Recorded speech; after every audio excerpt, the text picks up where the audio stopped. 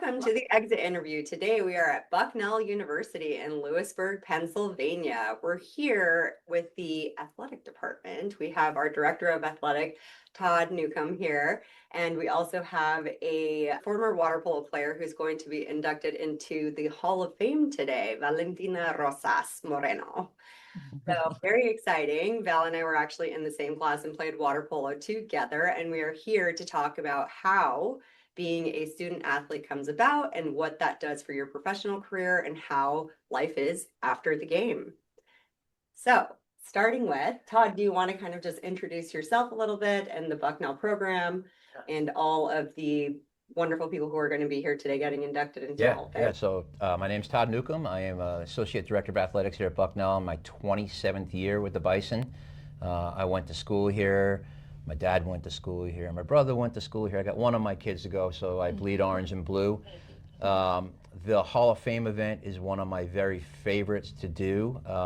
I've been the chair of the selection committee for 20 plus years, and it's an honor to, really recognize individuals like Val who were so powerful and productive here as student athletes, and what they did while they were wearing the orange and blue for us. And for Val, first of all, congratulations. It's a huge honor for Val. She's the very first women's water polo player to be inducted into the Hall of Fame, so we're really excited about that.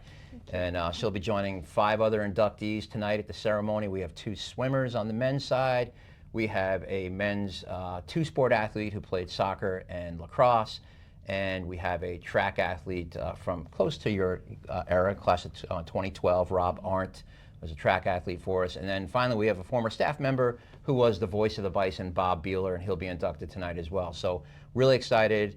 I'm going to call it the Val Show because she has so many alums coming back to support her. It's awesome. I'm really looking forward to it. Yeah, we're very excited. And Val, congratulations. This has been an incredible journey throughout your life and a big part of your life. Can you start by telling us a little bit your origin story? Sure. So I'm from Chile. I came to the United States when I was 11 years old, and I actually tried out for the basketball team. That was my dream, to play basketball.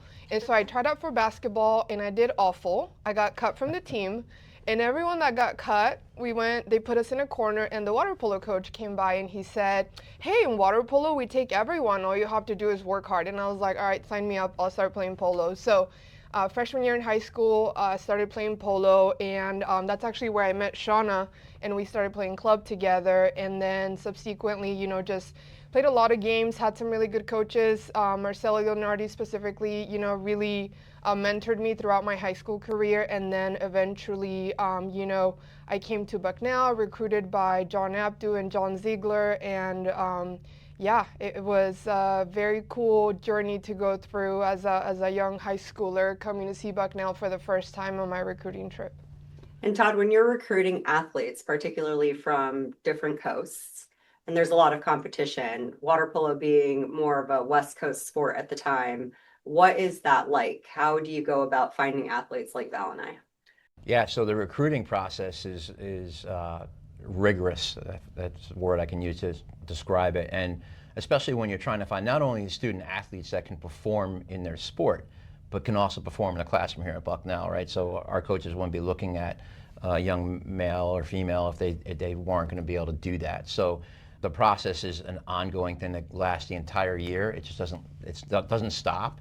And now with NLI, which has changed the landscape of college athletics completely, not only are you recruiting a young man or woman out of high school, but once they're here at Bucknell, you continue to recruit them to have them stay because the landscape has changed. And for a school like ours where financially we may not have the resources to offer a young man or woman those dollars for NIL or an opportunity, another school may. So our coaches are trying to do whatever they can to make our athletes feel at home constantly and keep them happy while they're here at Bucknell. So it's a long process.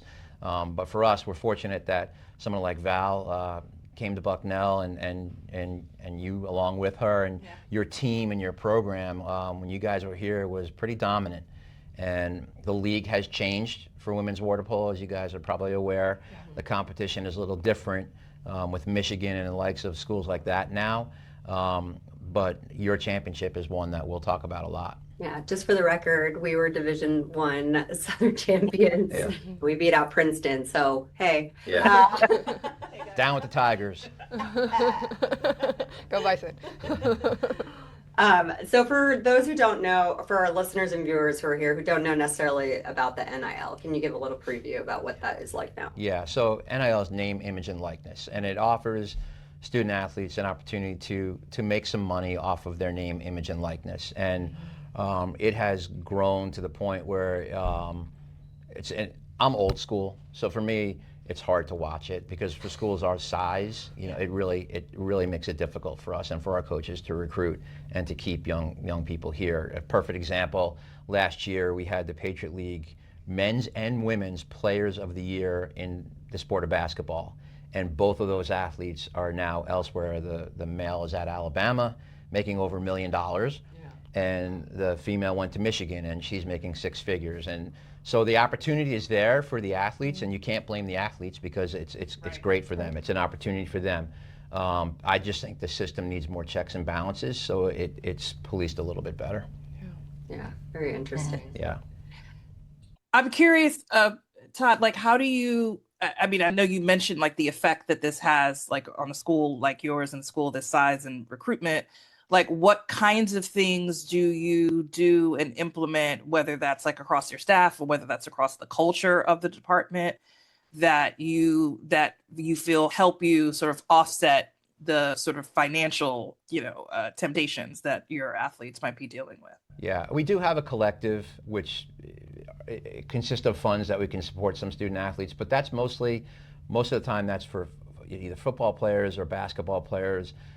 I should say NIL hasn't affected some of our other Olympic sports as much as it has the bigger sports like that are revenue generating type programs. So we do what we can within our Learfield Corporation, which is our sponsorship group, and they work with our corporate partners to provide potential NIL opportunities for student athletes. So the problem though with us is, looking at our market, Lewisburg is kind of central PA, pretty rural, not a lot of opportunity there. So we are really looking for students and student athletes that want to come to Bucknell to get the great education they're going to get, but also still play Division I polo or Division I sports at a competitive level, and that's what we can offer.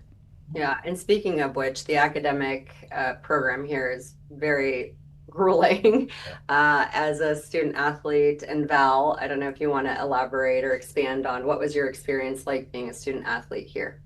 Oh yeah, I agree with you. It was very intense, and not in a bad way, just more so going from high school to college. You're not just completing, homework every day that you just kind of run through. You actually have to read very, thick articles and kind of go to the library and really focus and spend some time really kind of digesting the material and being critical thinking, use critical thinking, apply critical thinking to it so you can see, okay, what is this trying to tell me? And the professors here as well, they always expected that of us and didn't just hand us all the answers. So you had to think a lot as a student, as you should. And then on the athletic side, I think it was always very well respected that we were students first, and then we were able to really balance our school with our athletics, and I think that just really made us, because we're naturally drawn to just having the most fun and we're competitive and we want to go in the pool and do all these things, but Abdu, I know, really put that into us that we were students first and always took that to heart. So the teachers were also very supportive here when sometimes we had to travel or we were exhausted from something. They would give us, they would work with us to see how we can make it work out for our classes to meet deadlines and things like that. Yeah. So, and I would just add to what Val just said. I think she made a great point about being students first. And most students that come here, student athletes that come here, are coming here for the education and setting themselves up for life. They're not going to go on to become a professional athlete. We've had very few that have done that. We've had some, but the majority are coming here for the education, to pair that with the experience of being a student athlete at Division I. Yeah, that's right. And actually, one of my decisions to come to Bucknell, that I was weighing against another school that was, ranked about 5 or 6 spots higher than us in the national and NCAA, and I decided against that school and for Bucknell because I knew that Bucknell would provide a much better education. You made a great move. doing Yes. that. Thank you. Same. I was also looking at other schools, and then Bucknell is the highest academic school I got into, and I had actually signed an acceptance letter to another school and then rescinded my letter and came to Bucknell. So I feel bad for that school, but yeah, You made the right choice. Yeah. Yeah. So fast forwarding to professional life after the game. Yeah. So Val, let's start with you. When you left, what was that journey like? You had to kind of decide between continuing to play athletics and starting your career, or doing both on some level. And ultimately, do you want to kind of walk us through what your journey was? Sure. So after graduating, you just ask yourself, okay, what's my next move? You start looking for jobs. That's what I was doing. And I found myself just having a little bit of a gap between this awesome degree, no real life experience. I hadn't done any internships up to that moment. And so then I was struggling to find my spot in a professional setting. And so, a few months later within the summer, Abdi reached out and he was like, hey, do you want to go play polo in Greece professionally? And I was like, okay, let's do that. And I figured that was just a great opportunity for me to travel abroad, just, broaden my horizons and try out new things. So ended up playing abroad in Greece for 1 year and then in Spain for 2 years. So that allowed me to just kind of really see the world and learn new things, new cultures. And then after that, I was so done with polo that I was like, okay, now I want a job. I actually want to work. And so came back to the States and started looking for a job, and applying my studies here that I had gathered at Bucknell, environmental studies. I started to work in the solar industry, and that's where I've spent the last 10 years. So, yeah. And then it's interesting because we also were advised, we were in between an Olympic year. And so we were also advised that if you wanted to potentially try out for the Olympics at some point, you should go abroad and play. Mm-hmm. And we all thought for sure you would end up like going abroad and then trying out for one of the Olympic teams, and that would have happened. And you just cut it short, just short enough, and then ended up starting your career. But it's interesting because we know, I think even after we left Bucknell, a lot of our friends that we stayed in touch with at Bucknell were also student athletes. Would you agree? Yeah. Most of them. So, yep. Do you know what that is like? Do you see a lot of student athletes, Todd, leaving Bucknell and then staying in touch? And how is that network after the game? This is perfect timing, actually, because you're talking about the alumni network at Bucknell. And just last week, we had a former athlete alumni networking panel for our current athletes here at Bucknell. We had 5 panelists back, and they talked about the journey, exactly what we're talking about now, and how important it was for them to use the network of Bucknellians in that journey. And in the 27 years, I was emceeing that panel, so I really wasn't speaking as part of the panel, but I would have said and added to the conversation that in the 27 years I've been here, I have never once heard a student athlete come up to me and say, well, I tried to reach out to this alum and they didn't respond. Mm-hmm.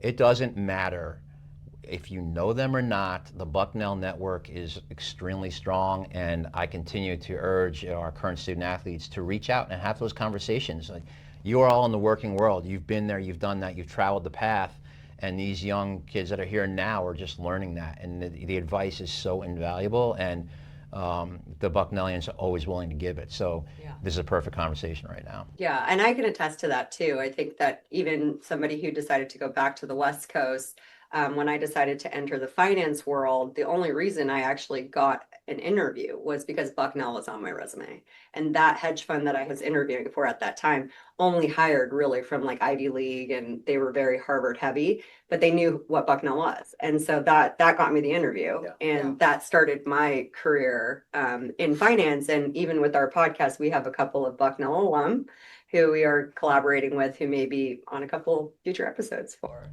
That's great. As well. Shana, there's a point I want to add, but as I was making my way through different companies professionally and interviewing, one of the things that always seemed to catch their attention was, they scan through the resume and they go, oh, Bucknell, and they'd always would have something to ask about Bucknell, and I always thought that was really cool and something I was really proud of to say, yeah, I went to Bucknell, and that's something that always just stuck out in my resume. So that'll stick out in your resume, but what also sticks out is that you were a student athlete.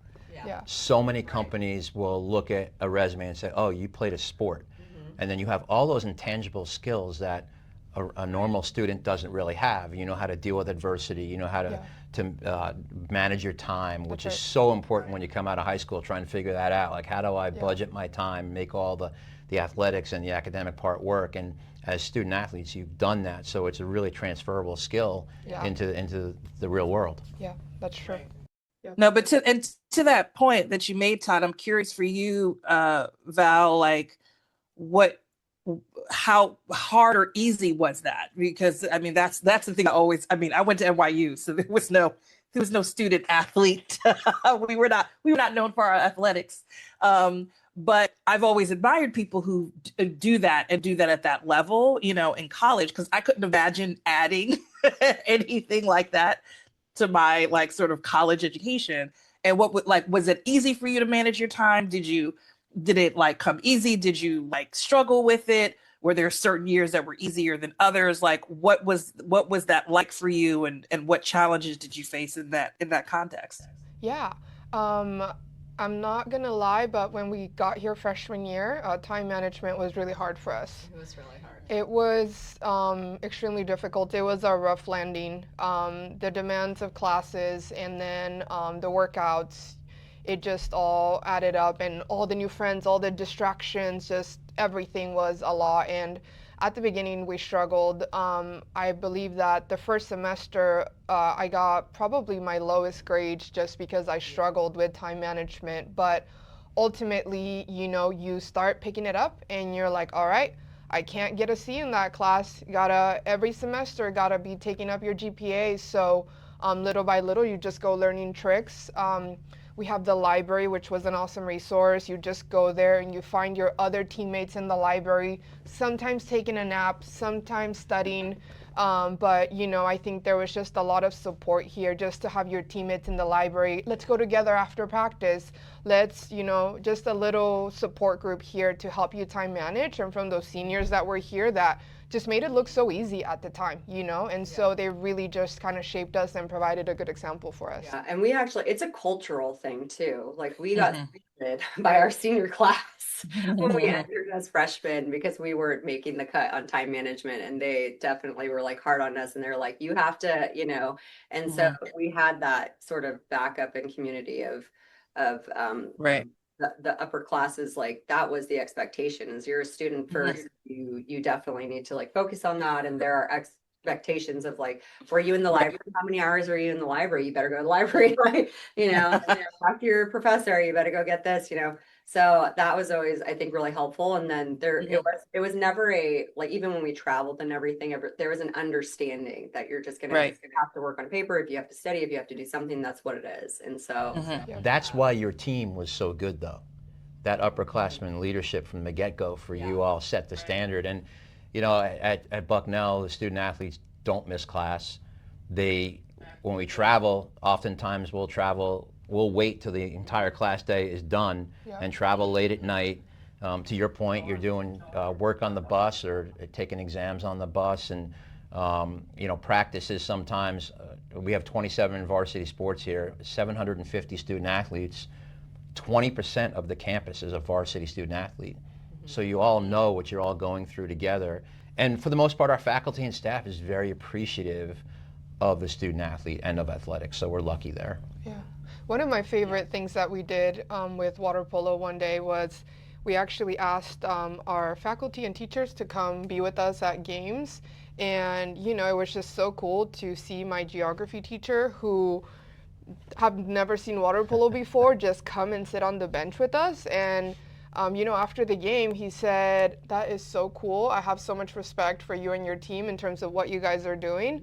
And so those opportunities, they seem so tiny, but they just build such a strong connection between the professors and the students and the support that we get here. Yeah, the sideline coaching program is really unique, and it gives them a great perspective, because otherwise they wouldn't understand. And even for me, when I first got indoctrinated to water polo, as a student here at Bucknell, I went to games in the old Freeze Rook pool, and it was really hot, and it was really crowded in there, but it was a great atmosphere, and I didn't know a lot about polo. And then segue later till I was a staff member, and then there were a couple of years where I actually was a sports supervisor for your program, actually when you guys were here, and you learned so much, and I had the opportunity to go with the men's program to Hungary right around the time you guys were here.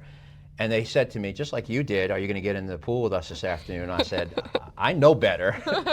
Because when we were in Hungary, the guys wanted me to get in the pool, and I just got in and just tossed the ball around with them, and I was exhausted. So for people out there watching, if you don't understand water polo, of the 27 sports we have here at Bucknell, it may be the most difficult sport to play. Think about it. You're treading water the entire game, and somebody's trying to drown you the entire game. I mean, it is really, you have to be in really good shape to play water polo. So total appreciation. So we were having a conversation with another teammate last night and reminiscing when the basketball team at the time was off season, they would scrimmage us in the pool as like. Oh, that's hilarious. It was hilarious. It was so much fun. Some of them needed floaties, I'm not gonna lie. But they, sometimes they would size us up because we would share this like locker room hallway. We'd see them a lot, and we were friends with a lot of basketball players. And they'd be like, no, basketball's harder. And we're like, no, water polo's harder. We're like, okay, come play. And then they come play, and they're just like, I don't know how you do that. Like, that is so That hard. was redemption. It I was remember that. I was like, yes, that's right. You cannot swim up and down the pool. They would have to run across outside of the pool and then jump in and then get out. And then run Completely back. cheating. Yeah, Completely yeah. cheating. Listen, you lost me at treading water for an hour. Like, that's Oh my gosh. Yeah. I'm out. Yeah. And just to Deep put it into perspective for our listeners and viewers, when we were in season as a student athlete, we're practicing 5 to 6 hours a day. So Oh, you're that's wild. morning practice, then you have to do an hour of weight training at some point during the day, and then you have to do your evening practice. And so you're having Wow. that 6 hours worth of athletic practice throughout the day, and then in between that going to your classes and getting your homework done and everything like that. So That's wild. I will say though, it was like the most mental clarity for that period of time, because you get to a point where you just physically feel invincible. And I think, I don't know, but you were playing even after, but you played in Spain and Greece. Yeah. What was your shape like when you played internationally versus Oh my God. No, you can't compare it. I mean, yes, we were in shape, but the rest of my life just wasn't as balanced throughout. And I thought that was really cool about Bucknell, and it resembled the most, to life now, because you had to do so many things, right? You have to make time for, healthy foods, and you have to make time for your homework, and you have to make time for schoolwork, and you have to, just kind of organize your day. But when I was playing professionally, it was more like it's all just sports all the time. And so then when I wasn't doing anything else, I'd just be like laying down on the couch and resting. And so, that didn't help much. I mean, it was nice, but I thought that Bucknell is just the pace, and then having that professionally where maybe I don't have the pool, but now I have my kids, right? And I don't have schoolwork, but now I have work, right? And so you get to balance it all, and you just kind of get in a flow of it. And so it's really transferable in that sense.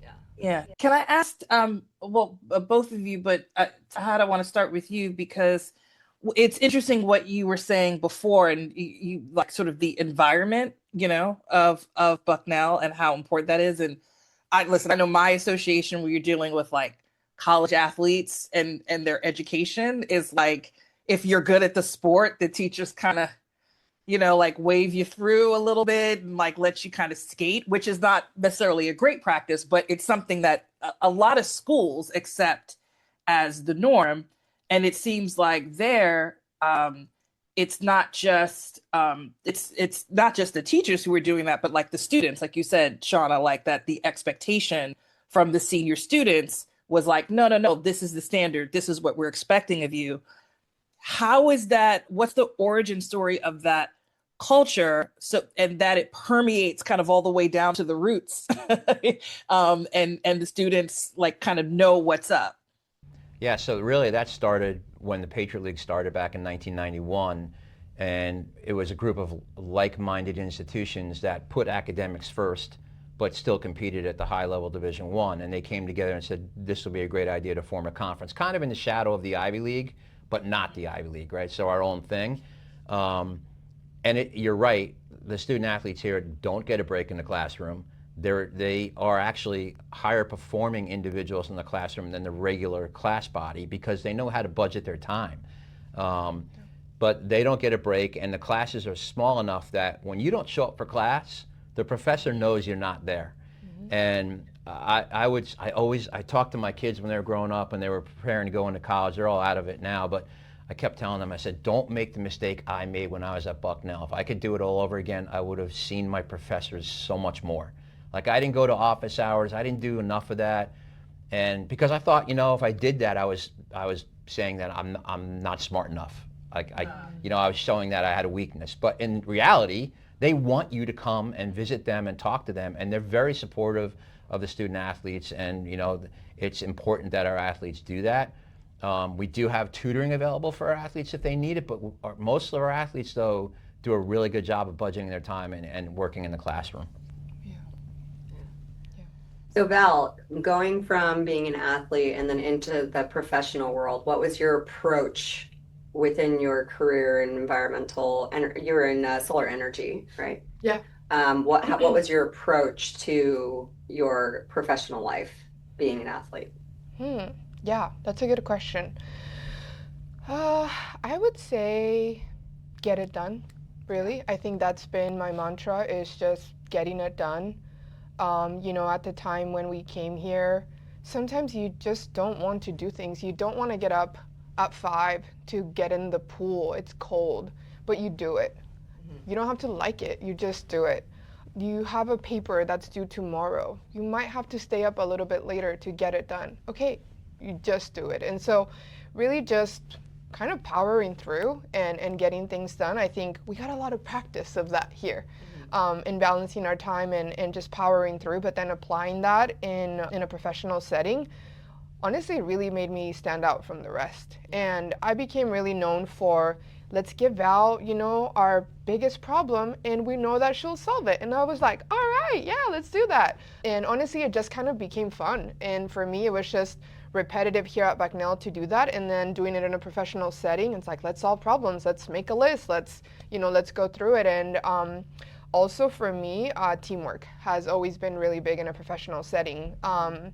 And obviously getting to practice that here and having different teammates and just kind of working out the dynamics of different people, applying that in work as well, has been really key for me, and just making sure that the team feels like a team and that we're working together. I think we've been able to achieve some really cool things. Yeah. So Val, going from being in solar energy, and then you were living in the States, now you live in Spain. Yeah. How has that been? And how has Bucknell's experience of, learning different cultures? Because East Coast, just for all the LA listeners, the East Coast is very different from the West Coast. Just a little bit. Just a little bit. Can you talk about how that shift of experience also prepared you to go live in other countries? Yeah, I would say that, leaving your home in California and coming here, it's not another country, but it sure feels like it. Yeah. When you get here and you brought your cute California jacket that doesn't actually cover you from the cold. Yes, that doesn't work, right? Your cute little shoes that aren't snowproof or anything like that. It was a very different experience, but I think after I took the leap to come here, you used the word invincible earlier, and I'm not sure I ever actually told that to myself, but it did feel like, wow, I did that. I left my home and I was in this setting for 4 years and I did pretty good. I survived and I thrived, actually. So, let's go and keep going. Let's see until where we can go. And I think it was really cool because here I learned so much about different places of the world, and the teachers were just amazing. The approach to the academics here was really cool, and I was very curious to know more about the world. And so going to Greece, honestly, I was in the plane when I realized that I didn't speak any Greek on my way to Greece. And I was like, I don't speak Greek. Like, what am I going to do? But it's just the curiosity was pushing me out. I wanted to learn more, see the world. And so I think just taking the leap here, from high school, made me really comfortable to say, let's go explore. And then from there, okay, let's keep going and just go. Do you have a lot of non-East Coast students, or what's sort of the demographic? Oh yeah. we do. There's a lot from the West Coast. It's mostly Mid-Atlantic, Northeast, a lot heavy there, but we've got down the South now, and then a bunch of internationals as well. So That's right. particularly depends on what team it is. If we look at our men's tennis team, our 2 or 3 best players all are international students who are really great people. That's the thing I love about Bucknell, is that the student athletes that come here, that's why I'm still here, right? I mean, that's what keeps me young, keeps me in the job. It's not the pay you make in college athletics, it's the experience. So, but yeah, I think we have broadened where we're recruiting and the kind of athletes we get in. I'm just curious what it's like for you, Val, in the context of, being inducted into the Hall of Fame, and what kind of things has that experience and just what you're going through literally, like today, like what kind of things do you find yourself reflecting on the most about your experience or your career? Like what stirs the pot, and coming back to the school right now? Yeah, just driving up, I got emotional looking at the cafeteria. Not because I love food, but but I do. I just got emotional seeing the trees and the lights, and the school is so iconic. I know you said earlier there is no like coolness about rural Pennsylvania, but coming back, I'm like, this is so cool. There is, it's a small town. The scenery is beautiful. The views are fantastic. I literally told my husband, I was like, you don't understand. You're about to walk into a Hallmark movie. That's a great way to describe it. Yeah. We were actually watching a movie with my kids the other day, and there was a school in it that looks just like Bucknell. Yeah. And then my son goes, Mom, is that what Bucknell looks like? And I said, yes, that's exactly what it's going to look like. I think just really grateful. I'm so humbled that so many of our friends are coming back, so many of our teammates. I love these people, and I have followed them on social media. That's how we have stayed in touch the last several years since graduation. But just seeing them come back for this and being able to gather, it was almost like we didn't need a lot of convincing to say, let's go. That's been very humbling, the connections that we built over the years, just to like flip a switch and say, reunite, and everyone's like, woo, flying the troops. I think that's been really cool. I'm just honored that my name came up. I remember just kind of walking the halls here, and I would see you and Doug, and just the entire staff here has been really amazing. And so you get to come back, and it just all comes back to you, the weight room, the teachers. It's honestly, you just feel more grateful. You get to relive it again from a different perspective, where now we've gone on, gotten a job, formed our families, and you really say, wow, when I was here, I really appreciated it. But now that time has passed, it's almost like a little jewel that keeps growing, and you keep getting grateful for it every day that passes. And then it's not just because of the award. I think it's because I'm back here, because I'm back here, and because I get to see everything that Bucknell has given us. So I know she's going to be emotional today and tonight for sure, but to me, the most rewarding part of being the chair of the Hall of Fame Selection Committee is actually to be the one to tell the individual that they're being inducted into the Hall of Fame. And we've changed that process over the years, and now I think we do it. It's pretty cool how we do it. We set up a fake Zoom call to talk about something else, but in reality, all of Val's teammates and a lot of her friends are all going to be in the waiting room of that Zoom, and then That's so amazing. they're all on the call, and I say, well, Val, there's a few other people here that want to say hi, and I let them all in, and then I broke the news, and it was like the tear works everywhere. Not just Val, but all the teammates. I got choked up. I was like, this is awesome. This is what it's supposed to be about right here. And a dozen of us are back just to see Val get inducted into the Hall of Fame, which is pretty amazing. I want to talk a little bit about the coaches that you hire here at Bucknell. So John Abdu was a coach that we knew when we were in California. He was one of the coaches along with Ziegler, who recruited us here. And then he was a fantastic coach, and then ultimately went up the ranks and started coaching also he was assistant for the Olympic team, was he not? At USA Water Polo, I believe for he was USA a Water director Polo. there. Yeah. The director there. So what's the process of, getting your coaches and, making sure they also have that priority of student life first, athletics second. I mean, obviously that's all part of the interview process, and it's made clear in the interview that, hey, you're coming here to coach, but you also have to understand that the academics is going to take the forefront, and you may not have all your kids at practice one day, or it is what it is, and you have to understand that going into it.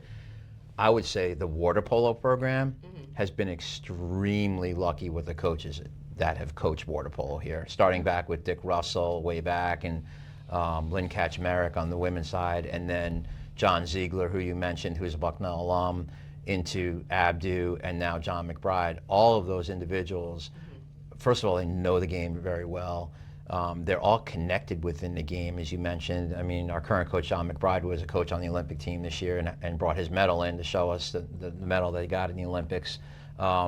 So it opens doors for our student athletes potentially after you play here, right? Which is a great opportunity in itself. So we're really fortunate, but across the board, our coaching staff, I think, understands the importance of mentoring individuals and not only making them better at their craft, but also helping them improve in the classroom and stay on track in the classroom. Because ultimately, in the end, that's what's going to help them in the next step of their life, is what they learn here in the classroom, but also in the pool or for your sport. So Todd, one question we like to usually ask our professionals who are interviewing is definition of success and what that looks like. And so from your perspective as director of athletics, what is the definition of success for a student athlete?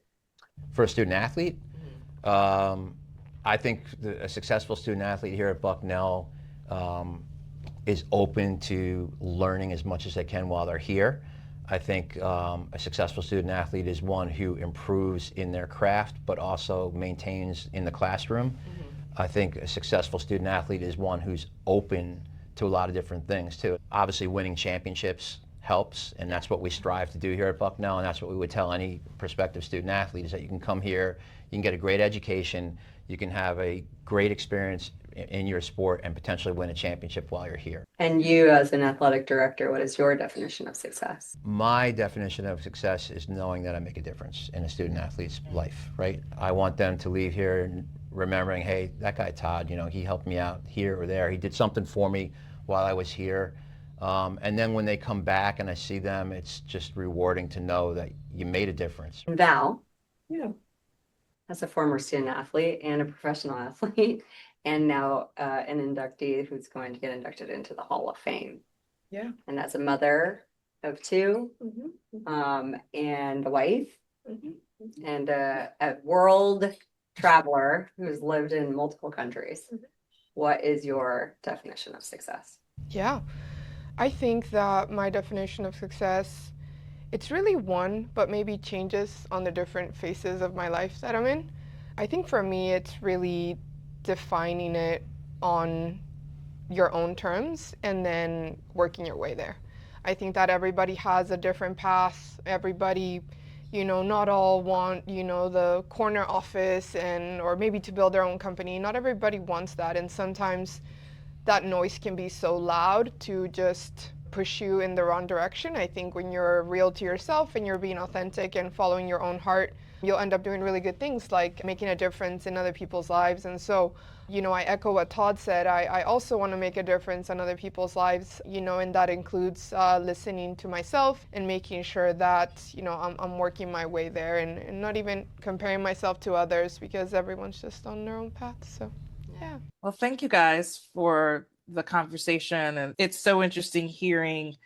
I'm so impressed. I just know what I know about it from Shana, but just the culture there and the sort of environment, it's rare. So I know you guys do appreciate it and are a part of it, but it's amazing to have that kind of community, to have that kind of thing to tap into, to have people that you're able to, go back to and commune with, without anyone having to cajole you there is really amazing. So congratulations to you, Val, for the honor.